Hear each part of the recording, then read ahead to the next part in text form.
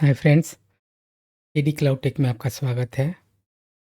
आज हम लोग एडब्ल्यूएस में एप्लीकेशन माइग्रेशन सर्विसेज के बारे में स्टडी करेंगे। That is all called MGN.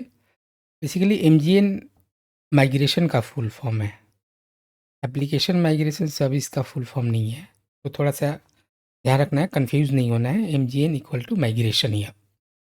तो इस रिकॉर्डिंग में हम लोग देखेंगे कि भाई server migration and app migration और database migration lift and shift है क्या, क्या-क्या इसके प्रॉज़ एंड कॉन्स हैं, और साथ में ये भी हम स्टडी करेंगे कि एजेंटलेस माइग्रेशन क्या है और एजेंट बेस्ड माइग्रेशन क्या है। Alright guys, so let us quickly start now. So लोग या फिर आपके दिमाग में चल रहा होगा कि माइग्रेशन है क्या, क्यों करना है, लिफ्ट एंड शिफ्ट क्या है, राइट?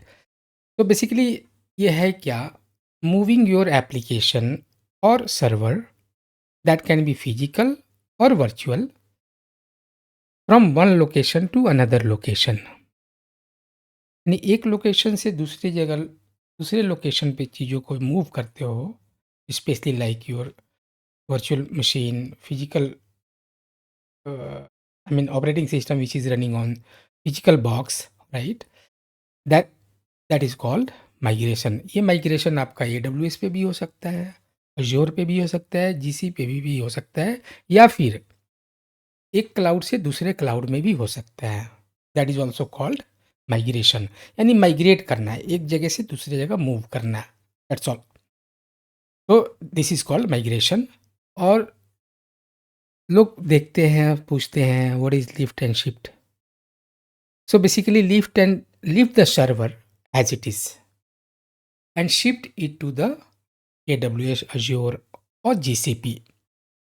जैसा है वैसा उठाया और उठा करके दूसरे लोकेशन पे रख दिया। It means no redesign.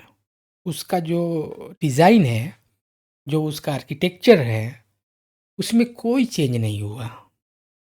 जो उसके कोड्स हैं, उसकी जो एप्लीकेशंस हैं, उसके वर्जन्स हैं, there is no changes in version, whether it's application version और ओएस वर्जन। यानी इसका मतलब ये हुआ कि उसकी रीफैक्टरिंग नहीं हुई, कोई कोड में चेंज नहीं हुआ, जैसे था वैसे उठा करके दूसरे लोकेशन पे रख दिया, दैट्स ऑल।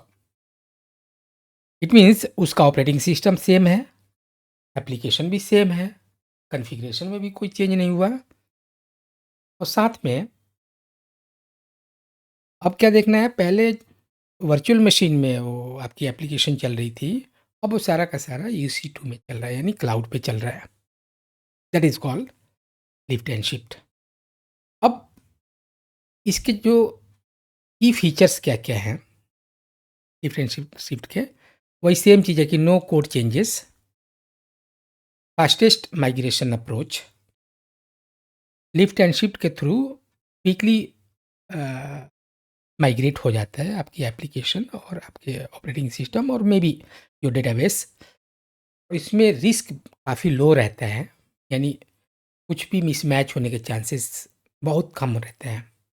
और ये जो लेगेसी एप्लीकेशंस हैं, ओल्ड एप्लीकेशंस हैं, जो 10 साल से 15 साल से चल रही हैं, जो कि उनकी बहुत डिपेंडेंसी है। फॉर एग्ज़ाम्पल बहुत सारी ऐसी एप्लीकेशन है, जावा बेस्ड है या डॉट नेट बेस्ड है, उसके डिफरेंट प्लगइन्स होते हैं, राइट? उसके पैचेज़ होते हैं, एप्लीकेशन पैचेज़ होते हैं, ओएस पैचेज़ होते हैं। फॉर एग्ज़ाम्पल जावा का old version, Java based application है, पुराना जावा का वर्ज़न यूज़ हो रहा है, तो उसमें अगेन वो that is running in RHEL 7 और RHEL 8, राइट? सो उनकी इंटरडिपेंडेंसीज़ होती हैं, ओएस से इंटरलिंक्ड होती हैं। तो ये सारी चीज़ें चांसेस हैं कि अगर आप उसको ब्रेक करो तो हो सकता है कि वो एप्लीकेशन प्रॉपर्ली ना चले, कोई प्रॉब्लम आ जाए। तो इसलिए लिफ्ट एंड शिफ्ट में क्या होता है, कोई चेंज नहीं होता है, ऑलराइट। हम लोग कुछ चीज़, एक चीज़ और भी सुनते हैं कि भाई एक तो हो गया उठाया यहाँ से दूसरे लोकेशन पे रख दिया, दैट्स ऑल। दूसरा एक क्वेश्चन ये बनता है कि नहीं, आप उठाओ यहाँ से, लेकिन जहाँ पे आपको ड्रॉप करना है, जहाँ ले जाना है, उसको कन्वर्ट कर दो माइक्रो सर्विसेज में। फॉर एग्ज़ाम्पल एक मेरे पास एक ऑपरेटिंग सिस्टम है, RHEL 7 है, 8 है या Ubuntu है, राइट?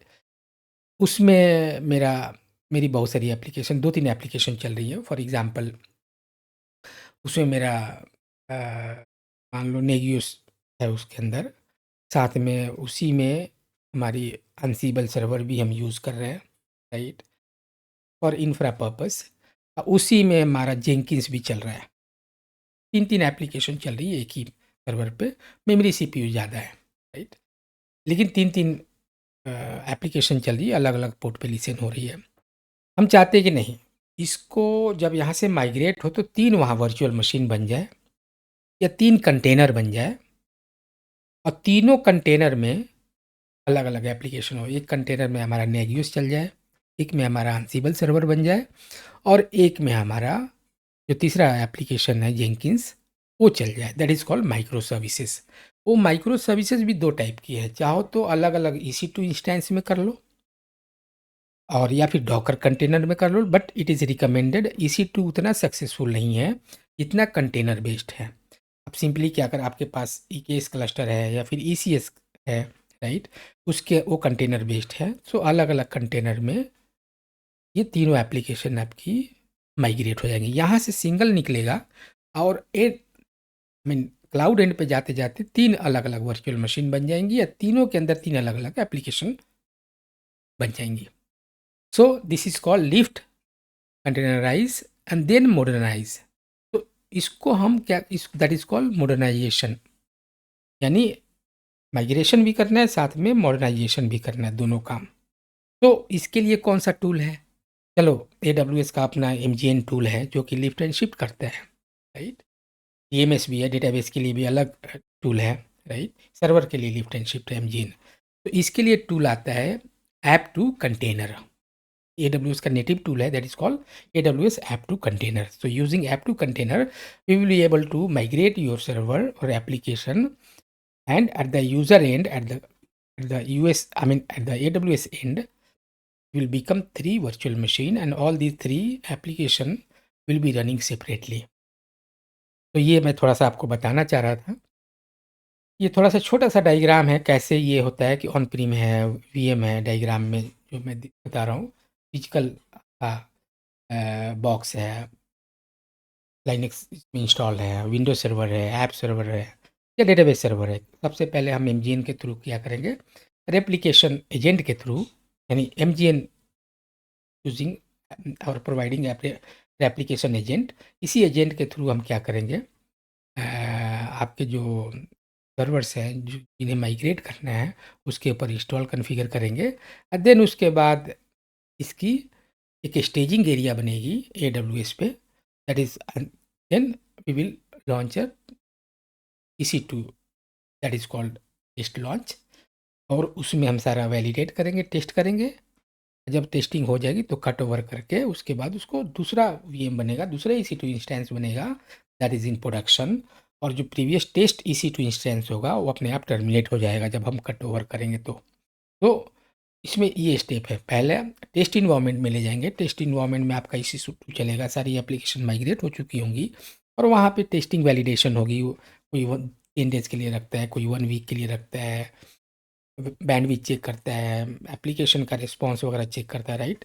उसके बाद उसको प्रोडक्शन इन्वायरमेंट में या फिर दूसरे रीजन में या फिर दूसरे अकाउंट में या फिर दूसरे VPC में उसको लॉन्च करते हैं, that is called production EC2 instance after the cut over.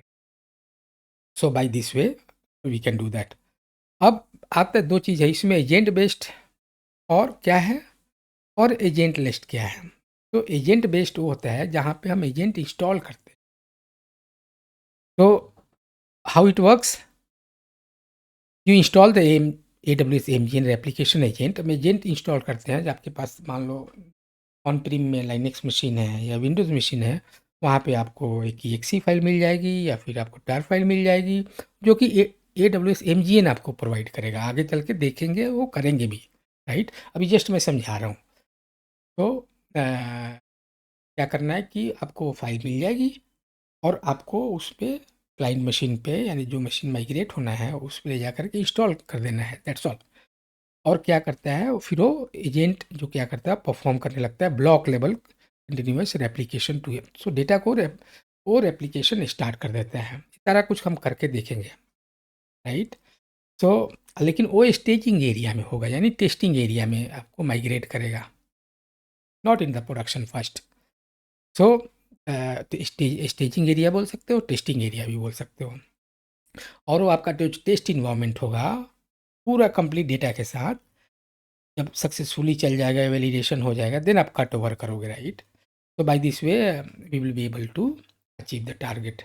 तो जो हमारे एजेंट बेस्ड होते हैं, जैसे कि हमारे जितने वी एम्स हैं, specially like VM workstation पे है, या वर्चुअल बॉक्स पे है, या हाइपर वी पे है, के वी एम पे है, वर्क स्टेशन में है, या फिर फिजिकल मशीन में है, ऑन प्रीम में, या फिर कोई दूसरे, मान लो आपका जी सी पी में है, जी सी पी से आप माइग्रेट करना चाह रहे हो, तो that is also called agent based. वहाँ पर भी फॉर एग्जांपल आपके पास 2 EC2 इंस्टेंसेस है, 2 अलग-अलग रीजन में है, राइट। मान लो आपका मुंबई रीजन में है, राइट, और मे बी यूएस रीजन में है, राइट। सो यूएस रीजन से अगर माइग्रेट करना चाहते हो मुंबई रीजन में, तो अगेन यूएस रीजन वाले EC2 इंस्टेंस में लॉगिन करके वहाँ एजेंट डालना पड़ेगा, तभी वो माइग्रेट होगा, राइट। क्या-क्या सपोर्ट करता है उसमें, लाइनेक्स के बहुत सारे फ्लेवर्स हैं, उबंटू है, आरएचएल है, अमेजन लाइनेक्स है, सुसे है, विंडोज़ में आपका विंडोज़ 10, 11 या फिर सर्वर एडिशन है 2020, 24 और 16, 12 एंड ऑल दोस। इसके फ़ायदे क्या हैं कि ये जो एजेंट बेस्ड है उसके फ़ायदे हैं कि I mean zero down time होता है, एप्लीकेशन बैकएंड में चलता रहता है, works for almost any environment, बिल्कुल सेम वैसा ही इन्वायरमेंट होगा। और ब्लॉक लेवल सिंक चलता है इसमें। ब्लॉक लेवल सिंक में आपका क्या होता है कि आपका जो आइनोड नंबर होता है उसमें मिसमैच होने के चांसेस बहुत कम होते हैं। तो अगर आपका आइनोड नंबर ओके है तो सोचो कि आपका डेटा लॉस नहीं होगा। तो प्रोडक्शन वर्कलोड के लिए ये सुटेबल है। Supports test launch multiple times. आपका जो टेस्ट इन्वायरमेंट है उसका सपोर्ट आप ले सकते हो, राइट। इसके जो क्या कॉन्स हैं, जो इस सबसे नेगेटिव इसका है कि आपको एजेंट इंस्टॉल करना पड़ेगा मशीन में जा कर के। और जो आउटबाउंड है इंटरनेट का, वो एक्सेस होना चाहिए। कई सारी एप्लीकेशन ऐसी हैं कि जो कि आउटबाउंड अलाउड नहीं होती हैं, राइट। तो उनके लिए थोड़ी सी चैलेंजेस होगी।